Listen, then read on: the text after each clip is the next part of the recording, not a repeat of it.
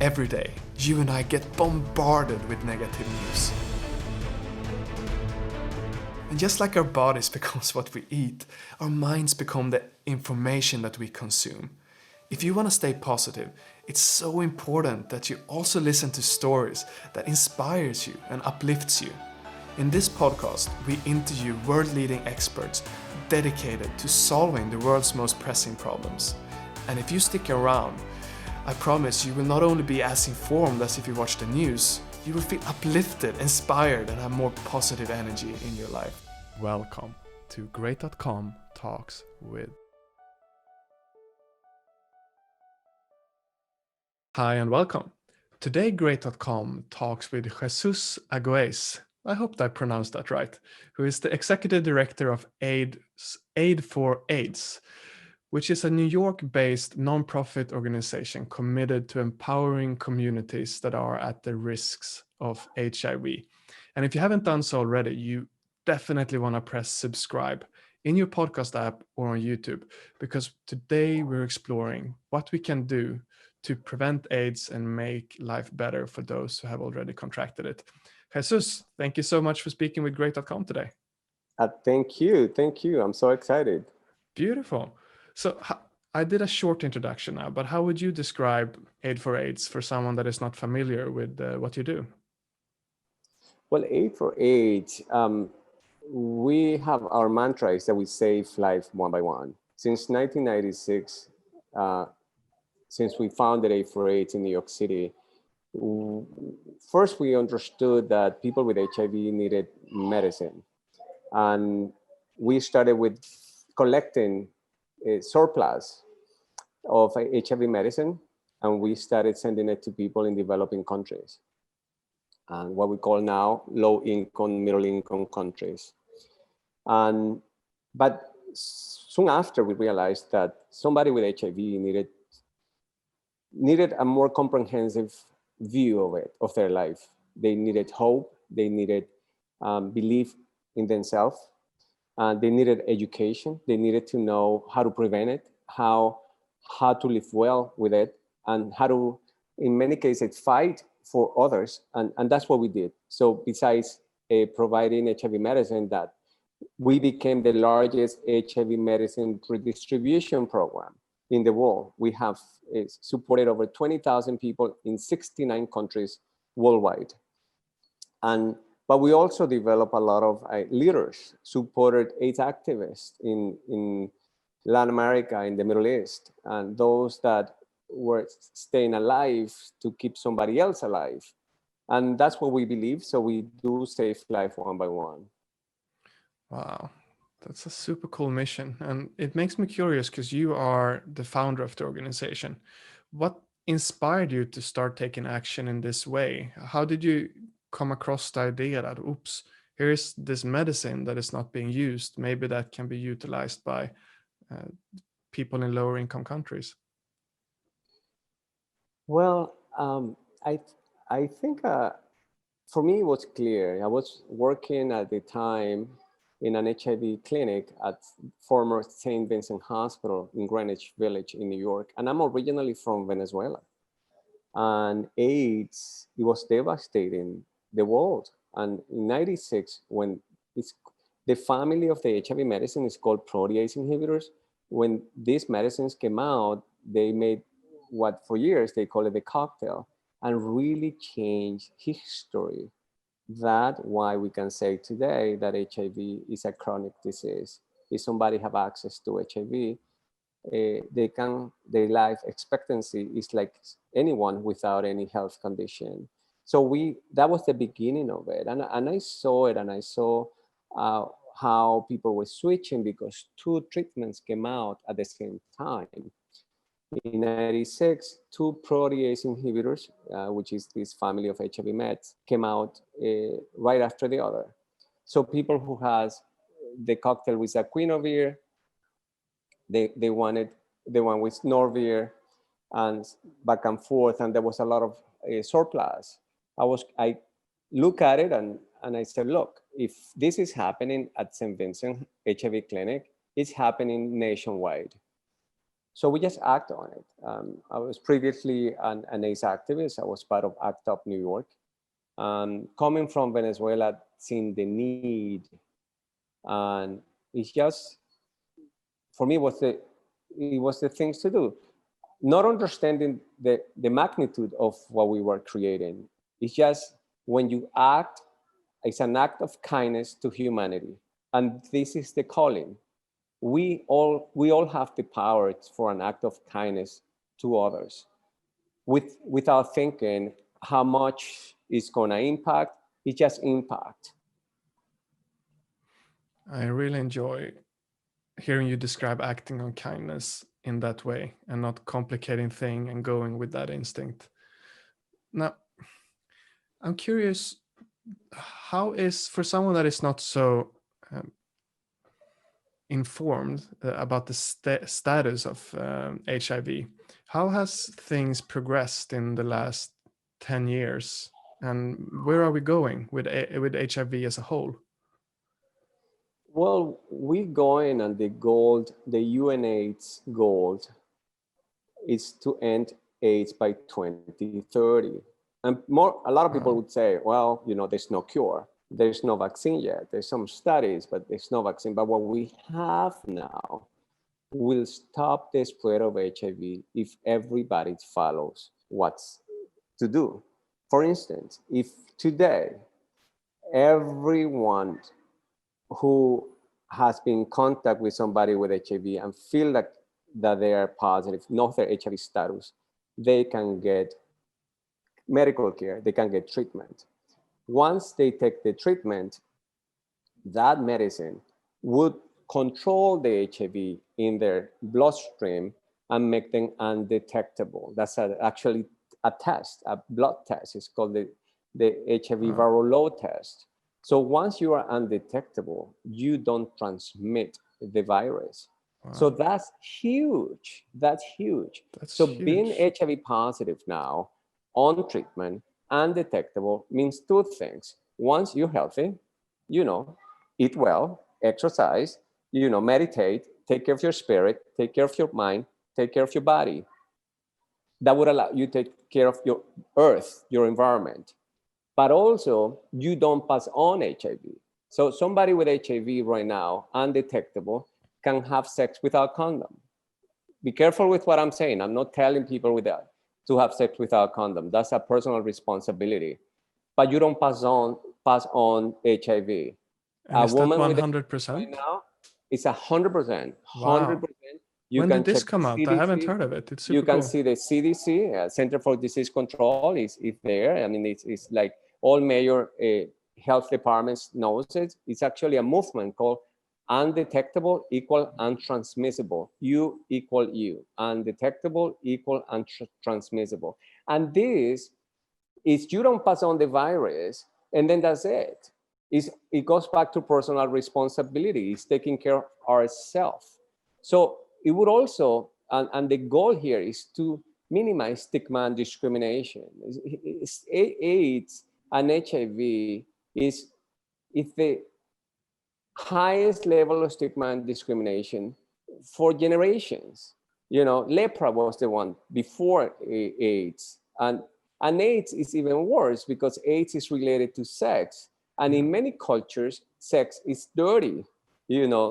That's a bad behavior. That's the shame. Also, is related to gay people, gay men, and which is in many cultures, being gay is evil. So it goes back to our belief system, which is our invitation. This is time also for society, not only get informed that HIV could be 100% preventable, but also it's time for us to change, and look at our belief system that is creating so much pain in the world.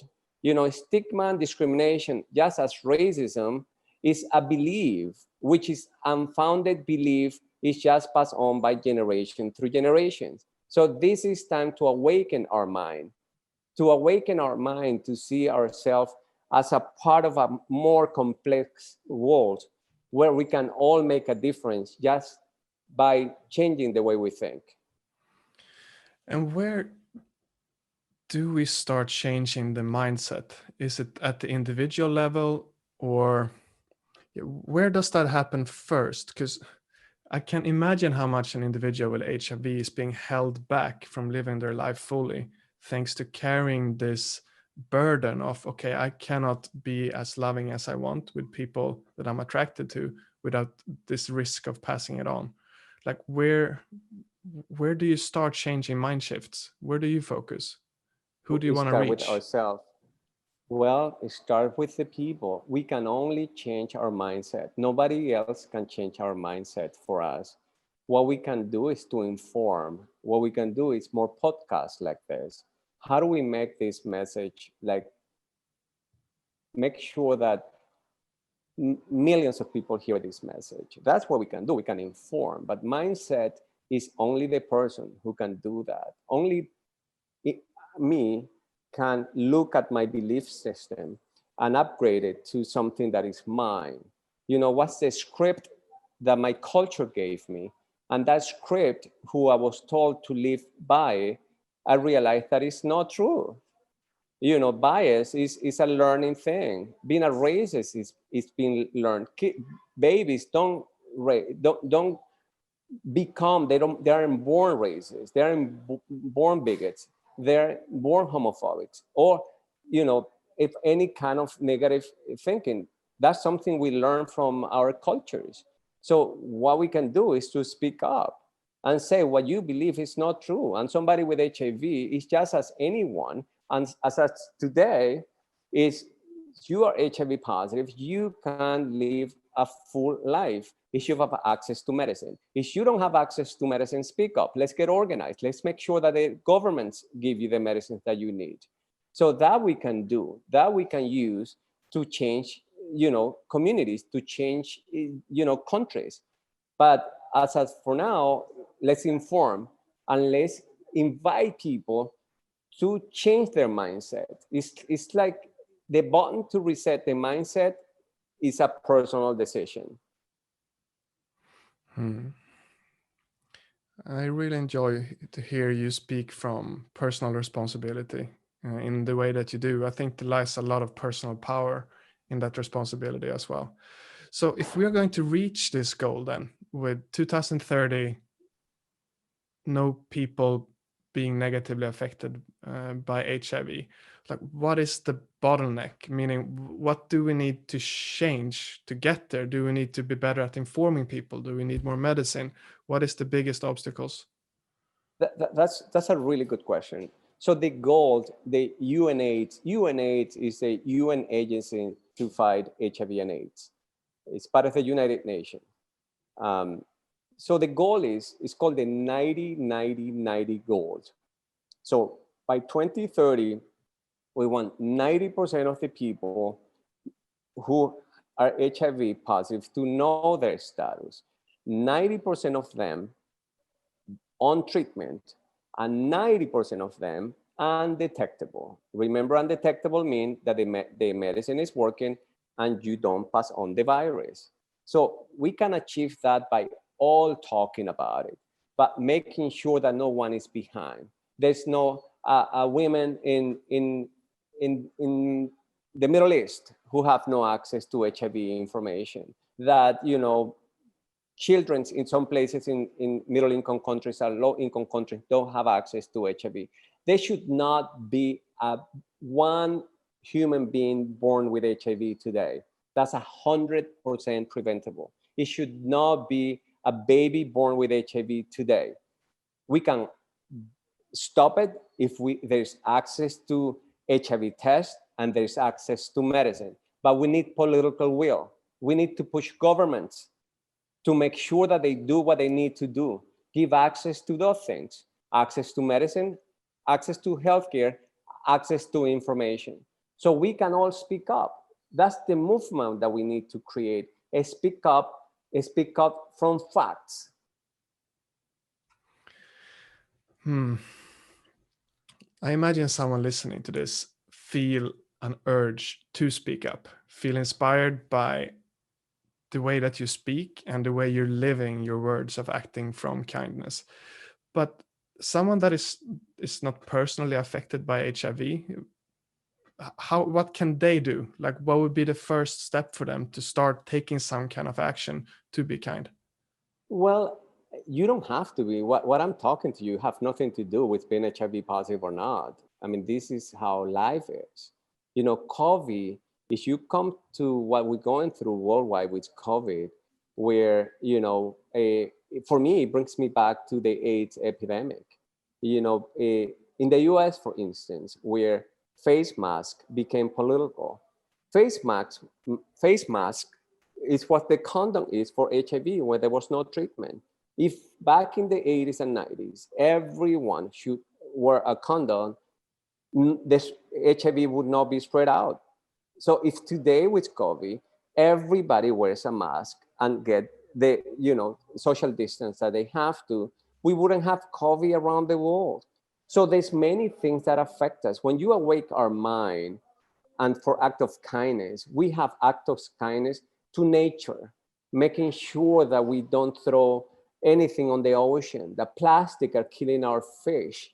That if you throw garbage on the street, that's impacting the environment. That if I live my life from the kindness of that comes from myself, I would have a better community, that I can help somebody else to do what we perceive a challenge.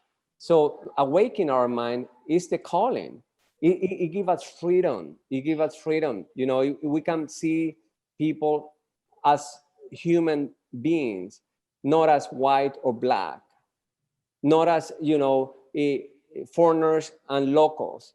So we will be able to connect with the best of humanity. Well said. Now, if we look at Aid for AIDS, then what is your, not so much vision, but what is your goals for the next 5, 10 years? What would you like to see your organization grow into? Well, our organization, it's very focused on accessing to HIV, to get access to medicines to vulnerable people around the world. We focus heavily in Latin America, and we've been working very diligent on the Venezuelan humanitarian emergency that is been going through, all the refugees and migrant crisis that Venezuelan has give to the rest of the region. If you're not familiar with it, the Venezuelan refugee crisis is the second largest in the world, right behind the Syrian crisis. And the projections is that it will surpass the Syrian crisis in few months.